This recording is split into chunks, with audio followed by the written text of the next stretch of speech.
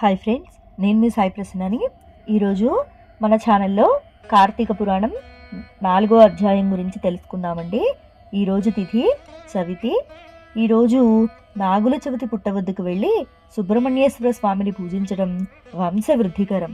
అశక్తులు ఆలయంకు వెళ్ళి పూజలైనను జరిపించడం మంచిది. శుక్లాంబరధరం విష్ణుం శశివర్ణం చతుర్భుజం ప్రసన్నవదనం ధ్యాయేత్ సర్వ విఘ్నోపశాంతయే. శ్రీ స్కాంద పురాణాంతర్గత కార్తీక పురాణం 4వ అధ్యాయ ప్రారంభ. ఓం కార్తీక దామోదరాయ నమః.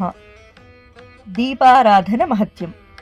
జనక మహారాజు నదీ స్నానం యొక్క మహత్యము విన్న తర్వాత వశిష్ఠుల వారిని చూసి, ఓ మహాత్మా, అమృతం వంటి మీ పలుకులు వింటుంటే ఎంతో పరవశత్వం కలుగుతుంది. ఎంత విన్నప్పటికీ తనివి తీరటం లేదు. కార్తీక మాసంలో ఏ ఏ దేవతలను ఉద్దేశించి వ్రతం చేయాలో నా యందు దయతో చెప్పమని కోరుతున్నాను. నాకు కార్తీక మాస ప్రభావం వివరించమని ప్రార్థించాడు. వశిష్ఠుల వారు మహారాజు కోరిక విని కార్తీక మాస మహత్యమును వివరించసాగారు. మహారాజా, సకల పుణ్యాన్ని ప్రసాదించే కార్తీక మాస ప్రభావం గురించి చెప్తాను, సావధానంగా విను. ఈ కథలను వినుట వల్ల సకల పాపాలు పోతాయి, సకల పుణ్యాలు ప్రాప్తిస్తాయి. కార్తీక మాసంలో సాయంకాలం శివాలయంలో ఈశ్వర ప్రీతి కొరకు దీపారాధన చేస్తే అన్ని పుణ్యాలు ప్రాప్తించును. గోపుర ద్వారమును గాని లింగాగ్రమును గాని ఆవునేతితో దీపారాధన చేసిన వారు పుణ్యాల రాశియు, అన్ని ధర్మాలు చేసిన వారును ధర్మాత్ములు అవుతారు. ఆవు నెయ్యిని ఉపయోగించే శక్తి చాలని వారు నువ్వుల నూనెతో గాని, చివరకు ఇప్ప నూనెతో గాని, నారింజ నూనెతో గాని ఈశ్వరునకు దీపారాధన చేయవచ్చు. వీటిలో ఏదీ దొరకనప్పుడు ఆముదంతోనైనా దీపారాధన చేయవచ్చు. ఈ వ్రతం పుణ్యం కొరకు గాని, ఆర్భాటం కొరకు గాని, ఏదైనా ఫలితాలను ఆశించి గాని, పేరు ప్రఖ్యాతుల కొరకు గాని, ఏ విధంగానైనా సరే తెలిసి చేసినా తెలియక చేసినా దీపారాధన మహిమ పొందగలుగుతారు. దీనికి చక్కని కథ ఒకటి ఉన్నది, చెప్తాను విను అంటూ ఈ విధంగా చెప్పసాగారు. పూర్వకాలంలో పాంచాల దేశాన్ని పరిపాలించే ఒక మహారాజు అష్టభోగాలు అనుభవిస్తున్నాడు. సంపదలో కుబేరునికి మించిపోయాడు. అతనికి ఎంత సంపద ఉన్నప్పటికీ సంతానం లేకపోవటం వల్ల మనశ్శాంతి లేకపోయింది. బిడ్డలు లేని వారు సద్గతులు కలుగవనే నమ్మకం వల్ల సంతానం పొందాలని అనేక వ్రతాలు దానాలు చేశారు. చివరకు గోదావరి నదీ తీరం చేరుకొని అక్కడ తపస్సు చేయటం మొదలుపెట్టారు. ఆ రోజు ఆ విధంగా తపస్సు చేసుకుంటుండగా గోదావరిలో స్నానం చేసే నెపంతో పైనల్పుడు ఒక ముని తపస్సు చేసుకుంటూ ఉన్న రాజును చూసి, రాజా, నీవెందుకు తపస్సు చేసుకుంటున్నావని అడిగాడు. రాజు సత్యవ్రతుడై పైనల్ప మహామునికి నమస్కరించి తన తపోకారణాన్ని వివరించారు. అది విన్న మహాముని దయకలవాడై, మహారాజా, కార్తీక మాసంలో స్నాన జప దానాదులను చెయ్యి. సాయంకాలం శివాలయంలో దీపారాధన చేసినట్లయితే నీకు తప్పక సంతానం కలుగుతుంది అని చెప్పి దీవించి వెళ్ళిపోయారు. ఆ మహారాజు ముని పలుకులను శిరసావహించి సంతోషంతో రాజధానికి చేరుకొని కార్తీక మాసంలో సదాశివుణ్ణి భక్తి శ్రద్ధలతో ఆరాధించాడు. నిత్య దీపారాధన గావించాడు. ఆ మహత్యం వల్ల పట్టపురాణి గర్భవతి అయింది. ఒక శుభలగ్నంలో పుత్రోదయమైంది. ఆ రాజు ఆనందానికి అంతులేదు. ఆ శుభ సందర్భంలో బ్రాహ్మణులకు వస్త్రములు, రత్నభూషాణాదులను సమర్పించి సంతోషపరిచారు. తన బిడ్డకు శత్రుజిత్తుని నామకరణం చేశారు. శత్రుజిత్ శుక్లపక్ష చంద్రుని వలె దినదినాభివృద్ధి చెందుతూ రూపలావణ్యాలు కల సూర్యుడయ్యాడు.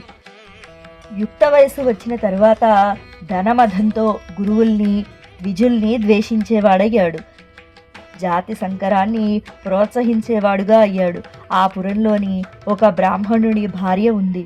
తుమ్మెదల వలె నల్లనైన ముంగురులతో, నిండు చందమామ వంటి ముఖముతో, చిగురాకు వంటి పెదవులతో, చిలక పలుకుల వంటి పలుకులతో, చేపకండ్ల వంటి కన్నులతో, లేత చిగురాకుల వంటి పాదాలతో, అరటి కంబాల వంటి తొడలతో, సన్నని నడుము కలిగి సౌందర్యంతో రతీదేవిలా చూసరుల దృష్టిని ఆకర్షిస్తున్న ఆమెను ఒకరోజు రాకుమారుడు చూశాడు.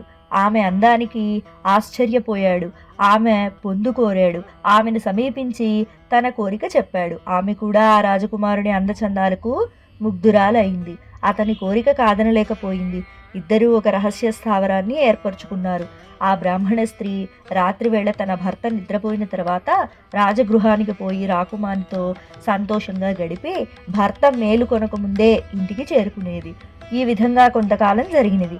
ఆ బ్రాహ్మణ స్త్రీ చెడ్డ ప్రవర్తన అందరికీ తెలిసింది. ఆమె ప్రవర్తనను భర్త కూడా అనుమానించాడు. ఆమె చేస్తున్న పనిని గ్రహించగలిగాడు. ఏ విధంగానైనా ఆమెను నరకానికి పంపించుటయే సరి అయినదని నిశ్చయానికి వచ్చాడు. సమయం కొరకు ఎదురు చూస్తున్నాడు. ఆ స్త్రీ భర్త గమనించాడని కొంచెం జాగ్రత్త పడింది. ఇంతలో కార్తీక పౌర్ణమి వచ్చింది. ఆ రోజున ఆ బ్రాహ్మణ స్త్రీ శివాలయంలో దీపారాధన చేయాలని వెళ్ళింది. అదే సమయానికి రాకుమారుడు శివాలయానికి వచ్చాడు. ఇద్దరి కళ్ళు కలిశాయి. వారిద్దరూ తమ కోరిక ఆ గుడిలోనే తీర్చుకోవాలనుకున్నారు. ఆమె తన చీర కొంగు చింపి వత్తివేసి ఆముదం వేసి ఆ శివునికి దీపారాధన చేసి రాజకుమారుడికి సైగ చేసి ఇంటికి వెళ్ళిపోయింది. రాజకుమారుడు తన కొరికే దేవాలయంలో వేచి ఉంటాడు కాబట్టి భర్త ఎప్పుడు నిద్రపోతాడా అని ఎదురు చూస్తుంది. అవమానంతోనూ అనుమానంతోనూ కృషించిపోతున్న ఆమె భర్త ఆమెలోని కంగారుని గమనించి నిద్ర ముంచుకొస్తున్నట్లు నటిస్తూ దొంగ నిద్రపోయాడు. ఆమె తన భర్త నిద్రించినట్లు నమ్మకం కుదిరిన తర్వాత రహస్యంగా శివాలయం వద్దకు వచ్చింది. దీపపు ప్రమిద నిండుగా ఆముదం పోసి వత్తి పెద్దదిగా చేసి దీపాన్ని ప్రజ్వలింపజేసి ఆ వెలుగులోనే రాజకుమారునితో ఆనందాబ్దితో మునిగిపోయింది. ఆమె కూడా రహస్యంగా వచ్చిన ఆమె భర్త మెల్లగా తలుపులు వేసి కత్తితో భార్యను పొడిచి వెంటనే రాజకుమారుణ్ణి కూడా హత్య చేశాడు. రాజకుమారుడు కోపంతో ఆ బ్రాహ్మణుణ్ణి చంపేశాడు. ఆ విధంగా ముగ్గురు ఒకేసారే కార్తీక పౌర్ణమి సోమవారం నాడు చనిపోయారు. ప్రాణాలు తీసుకొని పోవడానికి యమలోకం నుండి యమభటులు పాశాయుధాలు పట్టుకొని వచ్చారు. శివలోకం నుండి శివకింకరులు వచ్చారు. శివదూతలు రాజకుమారుని బ్రాహ్మణుడి భార్యను విమానం మీద కైలాసానికి తీసుకొని పోయారు. భయంకర ఆకారాలతో ఉన్న యమభటులు ఆ బ్రాహ్మణుణ్ణి కాళ్ళు చేతులు కట్టి యమలోకం తీసుకుపోతున్నారు. అప్పుడు ఆ బ్రాహ్మణుడు భటులను చూసి, ఓ యమభటులారా, ఏమిటి అన్యాయం?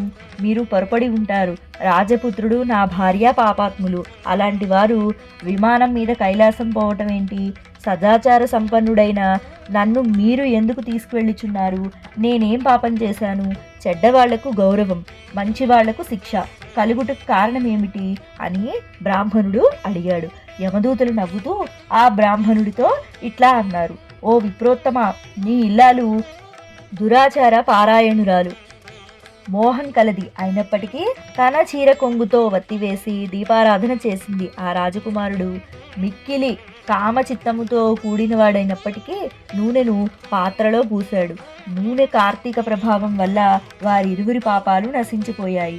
కార్తీక సోమవారం అజ్ఞానంతో అయినా దీపారాధన చేయువాడు యోగేంద్రుడవుతాడు అని చెప్పింది.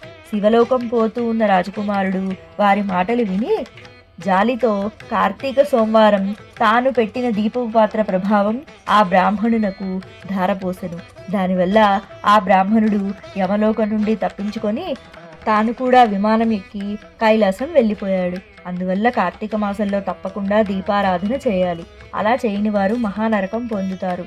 కార్తీక మాసమంతా శివాలయంలో కానీ విష్ణువాలయంలో కానీ దీపమాలలుంచి ఆరాధన చేస్తే వారికి దివ్యజ్ఞానం కలుగుతుంది. తన్మూలంగా పునర్జన్మరహితమైన పరమపదం కలుగుతుంది. కార్తీక మాసంలో ఏ స్త్రీ గాని పురుషుడు గాని తమ శక్తి కొలది శివకేశవుల ప్రీతి కొరకై దీపారాధన చేయటం వల్ల పాపాలు పోతాయి. ఓ జనక మహారాజా, నీవును కార్తీక మాసంలో ఈశ్వర ఆలయానికి తోరణాలు కట్టించు. నీకు అన్ని పాపములు తొలగిపోతాయి. అంతేకాక ముక్తి కూడా లభిస్తుందని వశిష్ఠుల వారు జనక మహారాజునకు వివరించారు. ఇది శ్రీ స్కాంద పురాణాంతర్గత కార్తీక మహత్యమందలి 4వ అధ్యాయం సంపూర్ణం. సో విన్నారు కదండి, కార్తీక శుద్ధ చవితి రోజు మనం చేయవలసిన పనులేంటో తెలుసుకున్నారు కదా. ఈశ్వరుని కృపాకటాక్షలు మనందరిపై ఎల్లవేళ్లా ఉండాలని మనస్ఫూర్తిగా కోరుకుంటున్నాను. సర్వే జనా సుఖినో భవంతు. సర్వే సృజన సుఖినో భవంతు. సర్వం ఈశ్వరార్పణమస్తు. ధన్యవాదాలు.